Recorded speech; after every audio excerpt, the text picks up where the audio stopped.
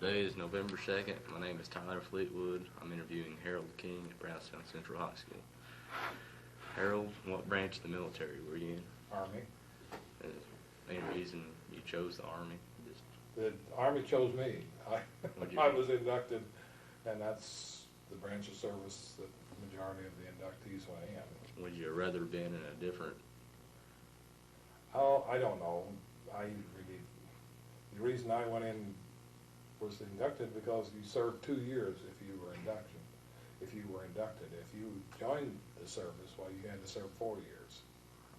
So you just served 2 years? So I just served 2 years. How old were you when you went in? I was 20, let's see, I was just 22. What war did you serve in? Korean War. What did your family think of you? Well, I'm sure that they didn't really like it. I don't think any parent enjoys seeing their son go off to war. But yet they were patriotic, and it was my duty to go, and they didn't disagree with that. Did you have any friends or brothers or anything like that? No, I was the oldest son, the oldest boy in the family. So my other brothers, my 2 younger brothers, served in the service later, but they didn't at the time. They were younger than I. So where did they send you for training? We went to Fort Lewis, Washington to receive our basic and unit training. Yeah. And from there we went to San Francisco, California to set up. We were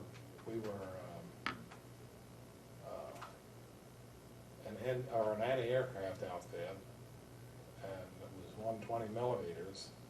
And at first we were positioned around San Francisco as an early warning and defense system for San Francisco.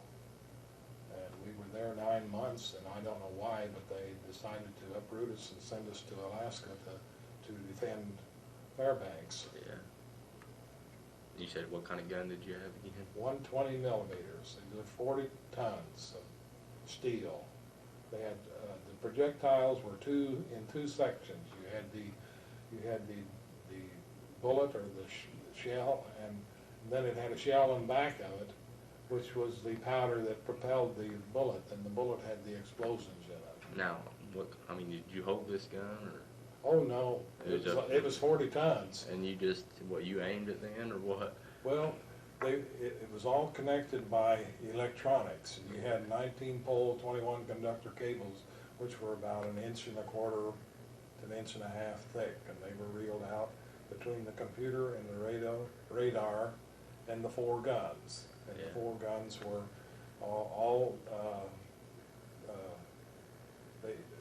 you had to use an azimuth or a transit to set up the gun positions, so they were all correlated, and then you had to put that on a grid, and from that grid, each one fired at a different position. 120 millimeters was designed to not directly hit a plane, but to send up a pattern of shrapnel that the plane flew into. What do you mean, like a big cloud, or what do you mean? Yeah, right.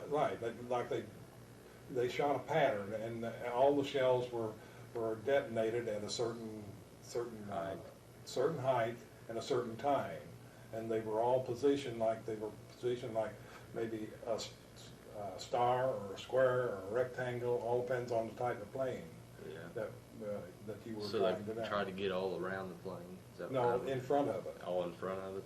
Just like a shield in front of it, and then they would fly into that shrapnel. And that was you really wasn't shooting at the plane, you were shooting ahead of the plane. So did you ever, were you pretty good? Did you guys knock down a lot of planes? Well, or? No, we never did fire at an enemy plane, but we went to the desert in San Francisco is the Mojave Desert down in Southern California for the effective fire, and it had planes that pull a sleeve, which was about 35, 40 feet long, and it was made of material that would reflect the radar beam, and then it was pulled by a mile cable. So it's like practice. Yeah, so that's the way we practice, and the plane would pull this sleeve by, and then you would fire at the sleeve. And so did you hit this, or were you pretty good at it? well, yeah.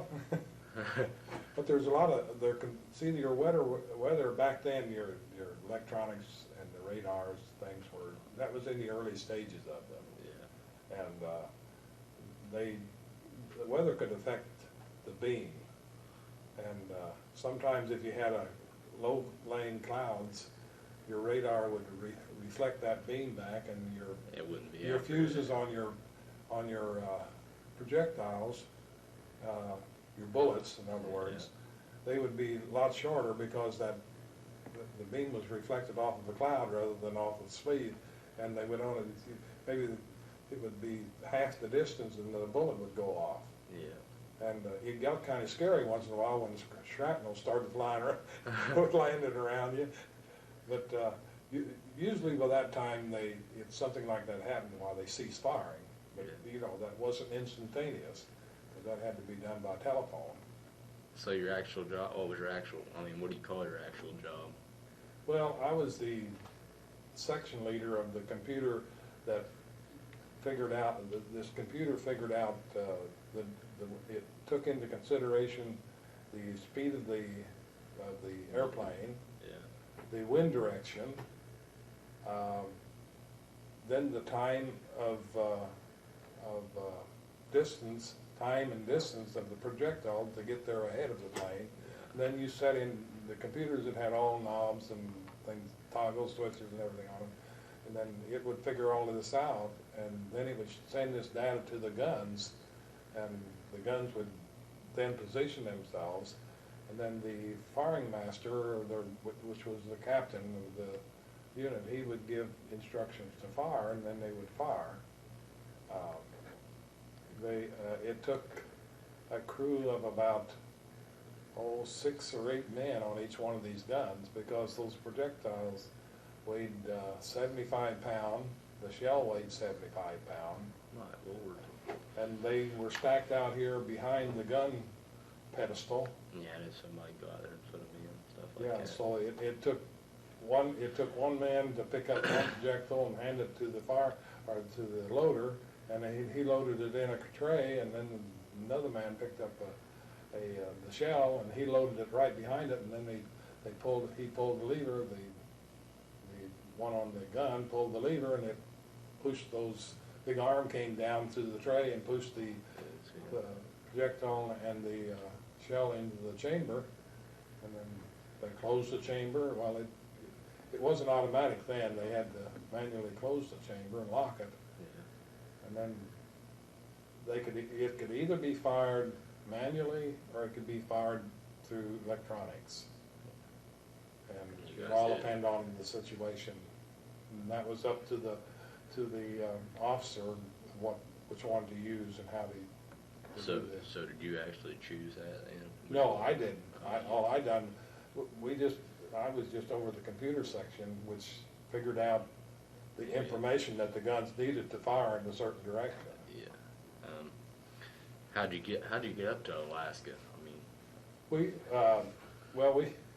had to crate everything up from here in the States, except the guns, and they went up by boxcar because they weighed 40 tons apiece, and we had 4 of them in our section, in our battery, and there was 4 batteries, so there was 16 guns, and they took one whole.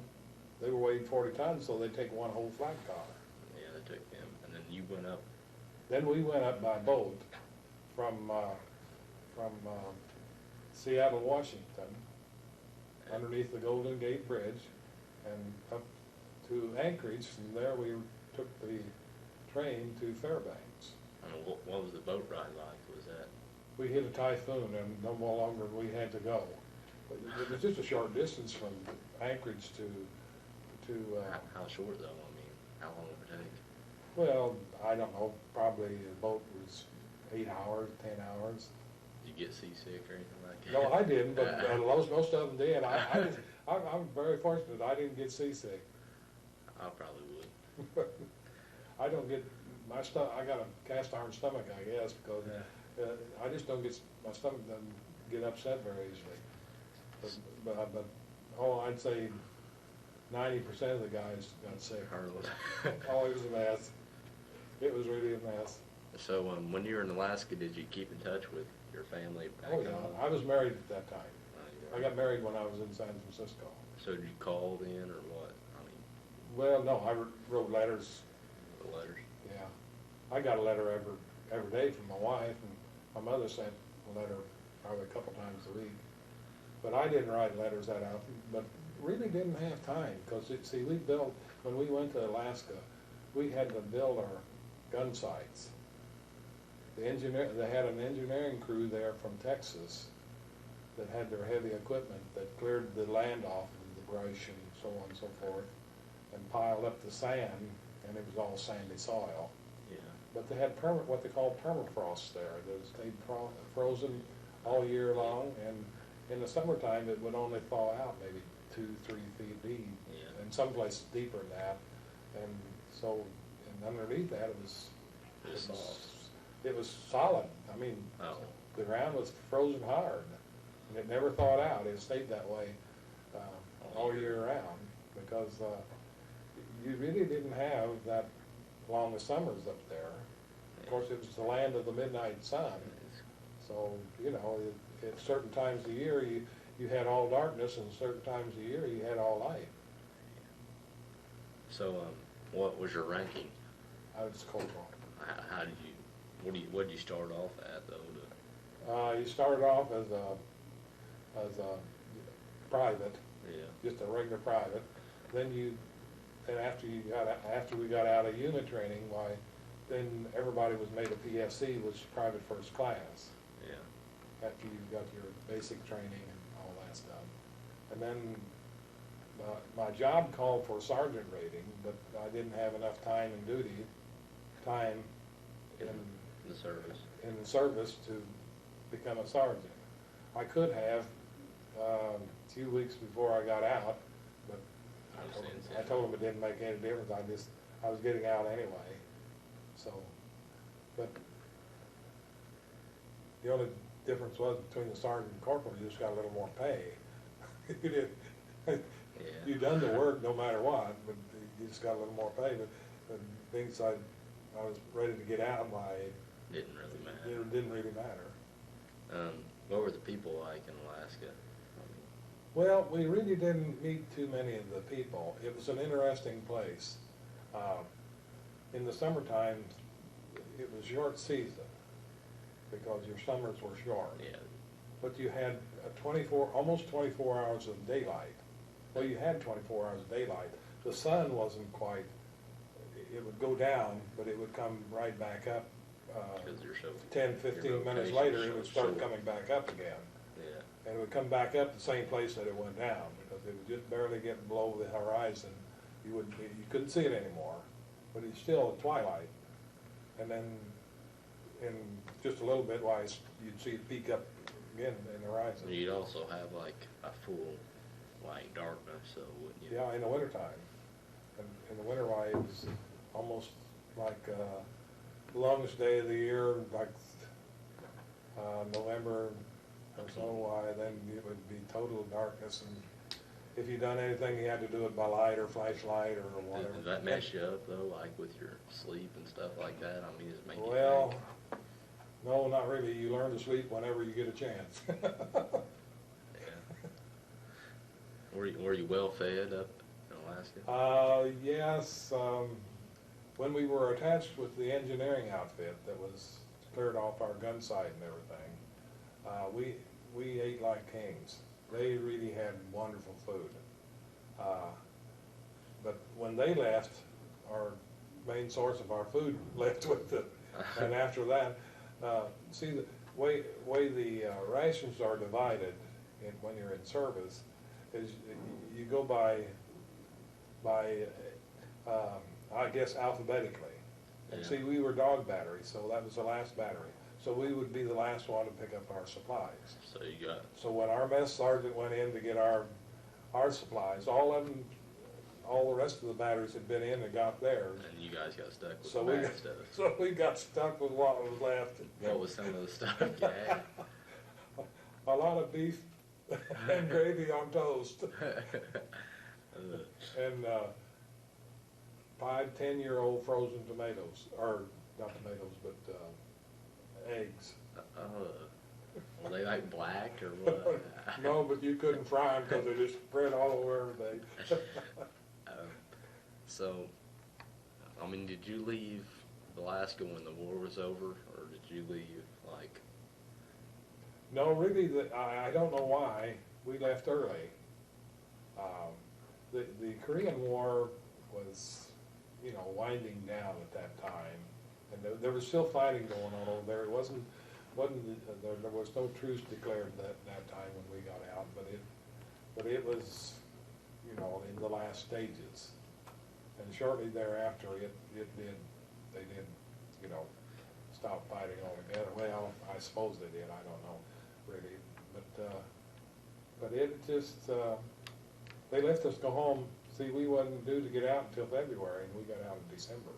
Yeah. But they had another bunch coming in, and I suppose they just decided they'd ship us out before Christmas. I wasn't about to argue with them. Yeah. No.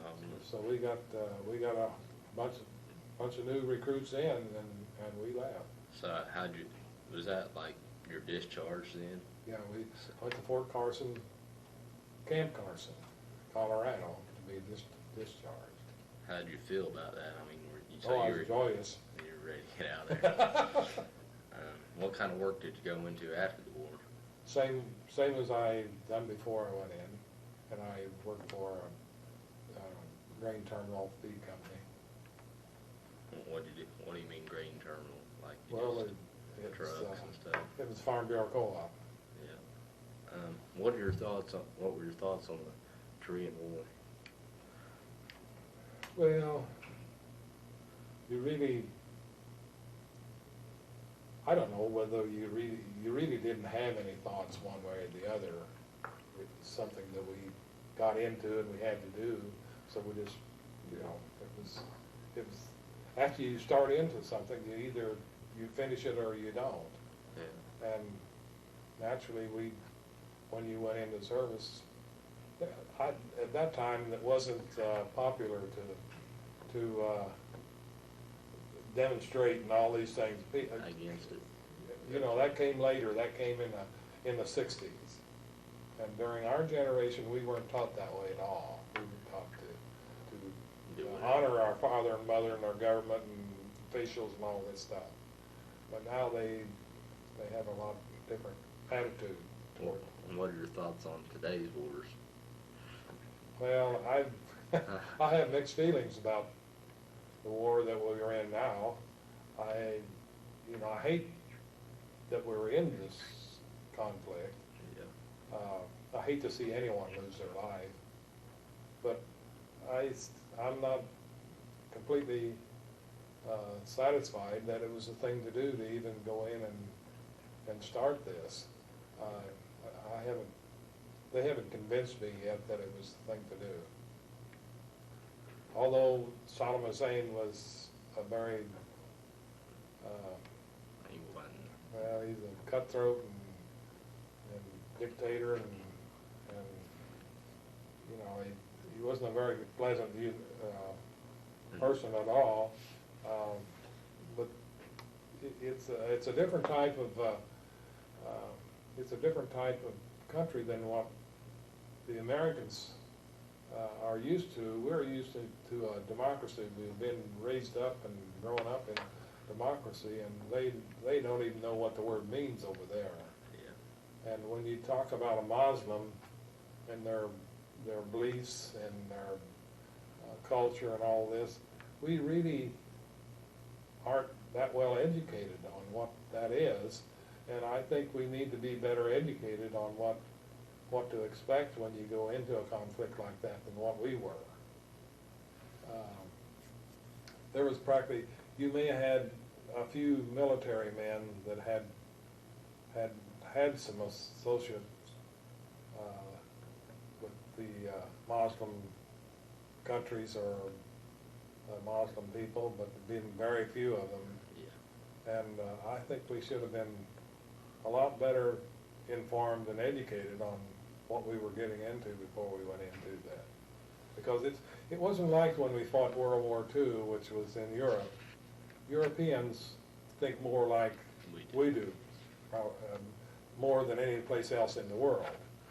And it's different than the Asian people.